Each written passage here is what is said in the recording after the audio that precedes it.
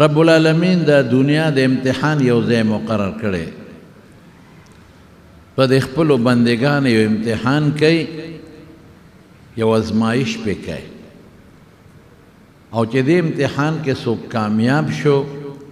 دنیا کې هم کامیاب دی او په آخرت کې او که د امتحان کې څوک ناکام شو د دنیا ژوند خو مې سموده د خوشحالو وي خو آخرت یې برباد وي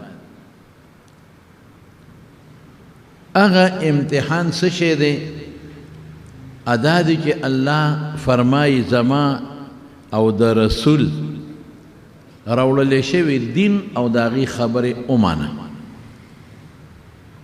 هغې چې درته کوم کار وایي وکړه دا وکړه چې کم نه دی منې کوي ترې ځان وساته او دا الله او رسول چې کومې خبرې مونږ ته کړي دي چې دا وکړه دا ګورې زمونږ فطرت هم دغه تقاضا کوي او چې د کوم څیز نه الله او رسول منې کړي یو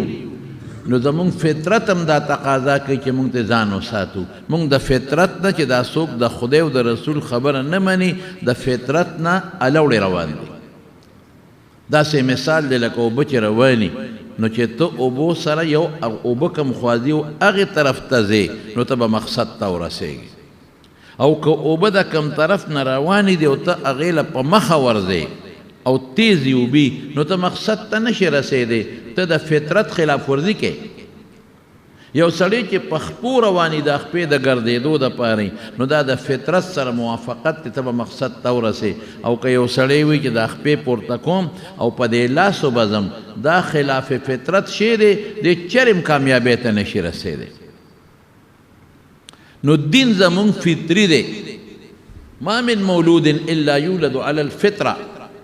د دې نه مراد الله پیغمبر مبارک اسلام اخلي او تعبیر یې په فطرت وکړه زمونږ الله چې کوم څیز ویلی دی د مارونو زمونږ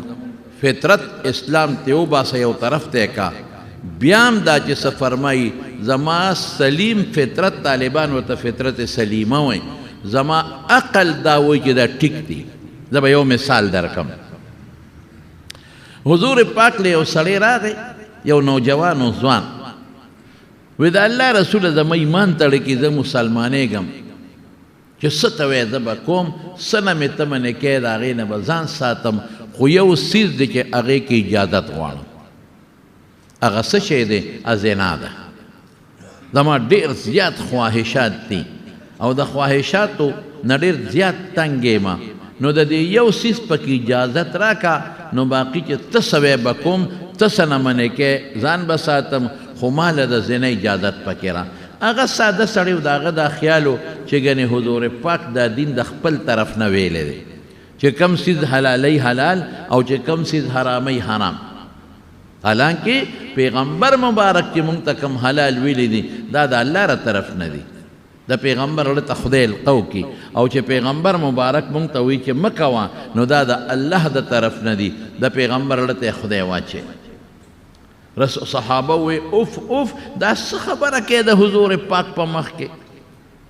دا خو ډېره زیاته ده بې شرمۍ خبره ده اوف اوف دا څه وی رسول الله مبارک ډېر هوښیار و پویه وله خدای ډېره ورکړې وه نو هغه هلک ته وی دې خوا راشه ځان ته یې رانږدې کړ وی ته د زنا اجازت غواړې وی او وی ته به دا زنا د خپلې خور دپاره خوښه کې چې ستا خور سره څوک بدعملي وکړي هغه وی قربان فداک ابي و امي مور و پلار مې درنه قربان خور له به څنګه خوښه کم زما خور ته خو دې څوک رانږدې شي نه زه خور له خوښوم نه به بل مسلمان د خور دپاره خوښه کوي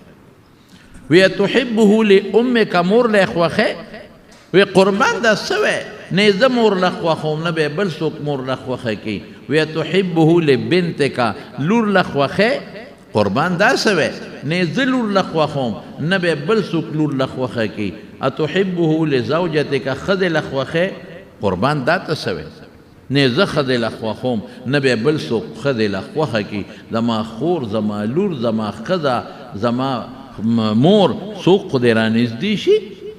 نه خوښم او بل څوک یې نه خوښوي بس حضور پاک چې دا خبره وکړه هلک پوه شو هغه دا چې زه خپلې خور له زنا نه خوښوم او بل څوک یې نه خوښوي نو چې دا زنا کوم دا به چا سره کوم خو د چا خور به یې کنه زه خپلې لور له نه خوښوم خپلې مور له نه خوښوم خپلې ښځې له نه خوښوم نو چې دا زه چا سره کوم نو دا به څوک یا به د چا موري یا به د چا خوري یا به د چا لوري یا که واده شوي د چا ښځه به نو زه یې نه خوښوم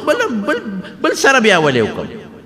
بس پوه شو په دې خبره ورسېده چې واقعي زه نه خوښوم چې د ما لور خور مور سره یې څوک بدعملي وکړي نو زه د بل هغې سره ولې وکړم ویې صاحب باس پوه شوم زه توبه و باسم دام نه غواړم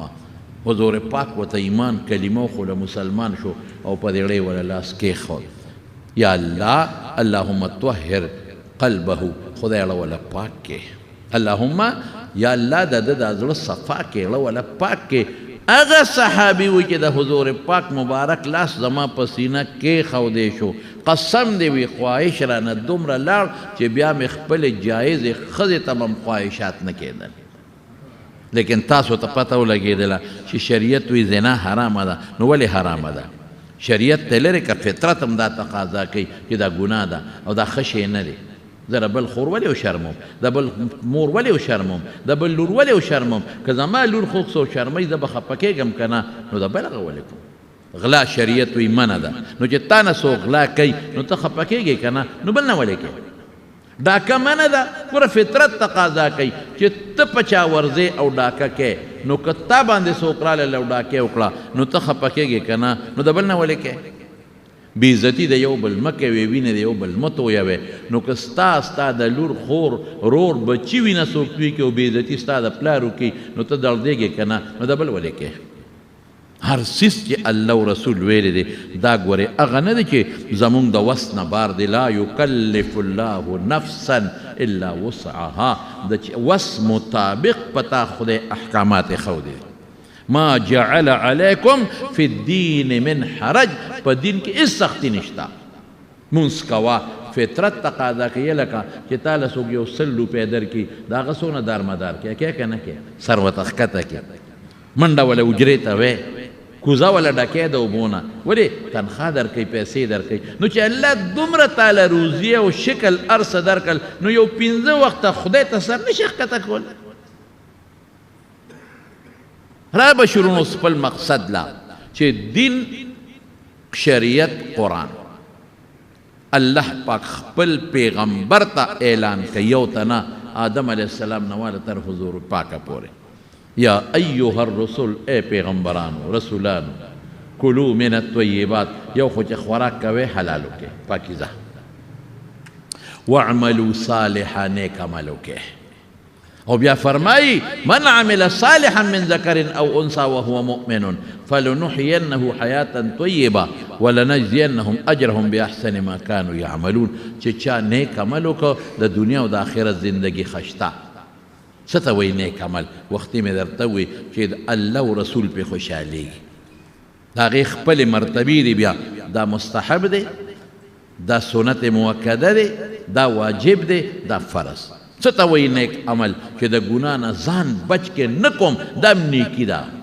د دې بیا خپلې مرتبې دي بعضې ګناه مکروه تنزیهي ورته وایي بعضې ته مکروه تحریمي وي او بعضو ته حرامه وي دا درجې دي بس نیک عمل کوه الله او رسول چې کوم شی وایي کوه چې وایي مه کوه دې کې د دنیا هم خیر دی او دې کې د آخرت هم خیر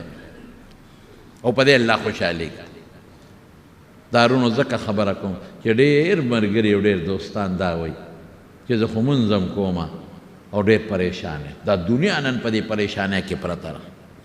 څوک وایي د زوی د لاسه پریشان یم څوک وایي د لور د لاسه پریشان یم څوک ښځه وایي د خاوند د لاسه پریشان یم خاوند وایي د ښځې د لاسه پریشان یم څوک د ګاونډي د لاسه پریشانه دی څوک د کاروباري ملګري د لاسه پریشانه دی هر سړی دا تندي نیسي او په سوچ او په ټینشن کې پروت دی او فریاد غریب کوي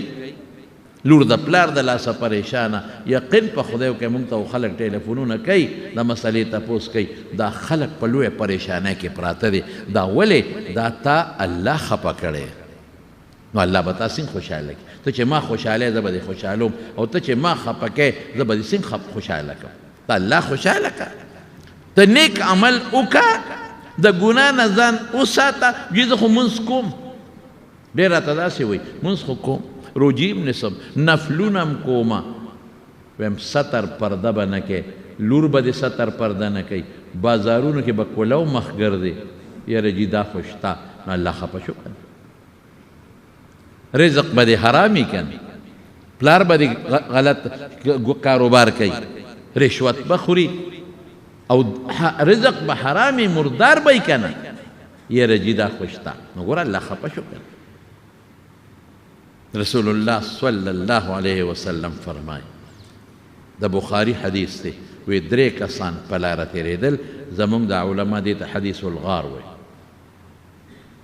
پې باران شو زلزل شو طوفان شو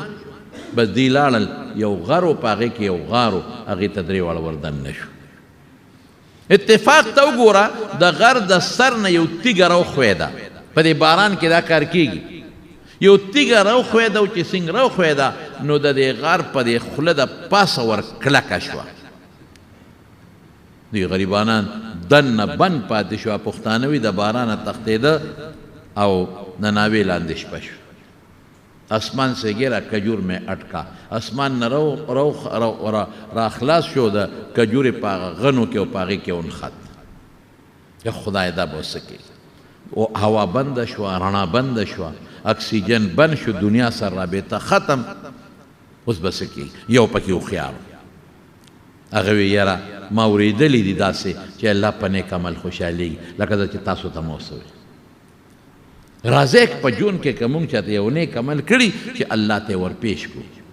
کیدای شي د هغه نیک عمل په برکت الله په مونږ رحم وکړي او دې ته زمونږ د علما توسل بالاعمال الصالحه وایي نیک عمل الله ته پیش کا چې دا الله دا کار مې ده وکړو یا خدای ته خو ما معاف کا نو الله به در باندې رحم